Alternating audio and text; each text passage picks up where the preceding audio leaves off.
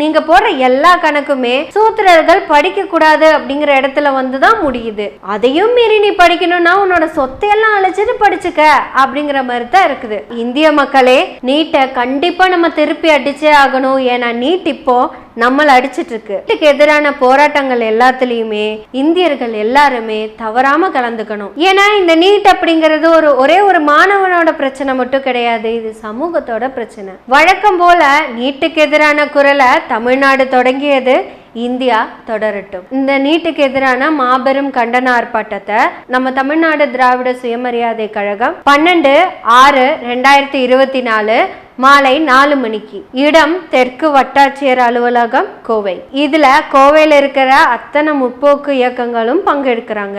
நம் மாணவர்களை படுகொலை செய்யும் நீட் எனும் இந்திரலோக தேவர்களை விரட்டியடிக்க அசுரர்கள் நாம் அனைவரும் முதல் முறையாக ஒன்று சேர்வோம்.